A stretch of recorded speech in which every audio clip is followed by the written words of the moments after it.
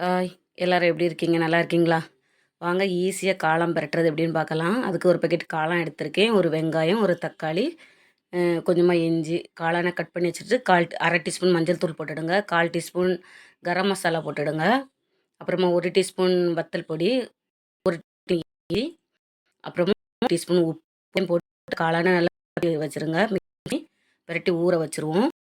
ஊறிட்டு இருக்கட்டும். ஒரு அடுப்ப பத்த வச்சு ஒரு அடுப்பில வச்சுடுங்க. பேன் சூடானதும் கொஞ்சமாக எண்ணெய் ஊற்றிடுங்க. நிறைய வேண்டாம் எண்ணெய். கொஞ்சமாக எண்ணெய் ஊற்றிடுங்க. ஏன்னா அதில் தண்ணி எண்ணெயுமா தான் ஊறும் காளானில். எண்ணெய் சூடாயிட்டு கொஞ்சமாக கடுகு தாளிப்பு போட்டுடலாம். அப்புறம் கட் கட் பண்ணி வச்சிருந்த வெங்காயம் அது கூட ஆட் பண்ணுங்கள். 2 கருவேப்பிலை போடுங்க. எல்லாம் போட்டு நல்லா வதக்கிடுங்க. ஒரு 1/4 டீஸ்பூன் உப்பு சேர்த்துடுங்க. ஏன்னா அதில் 1 டீஸ்பூன் தானே போட்டோம். இனி ஒரு தக்காளி ஆட் பண்ணிடுவோம். தக்காளியை நல்லா மசிய வதங்கட்டு எண்ணெயில். அது கூட நம்ம கட் பண்ணி வச்சுருந்த காளானையும் தூக்கி நல்லா பெரட்டிடுவோம். பெரட்டிட்டு தண்ணி ஊற்றாம மூடி வைங்க. தண்ணி ஊற்றினா அதிலே தண்ணி ஊறும். காளான்லே சூப்பராக தண்ணி ஊற்றிரும்.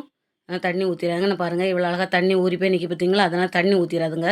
உப்பு வத்தல் பொடி எல்லாமே கரெக்டாக தான் இருக்கும். இதுக்கு பிறகு நம்ம எதுவுமே போட தேவையில்லை. சூப்பராகிட்டே இன்னும் கொஞ்சம் மூடி வச்சுருவோம்.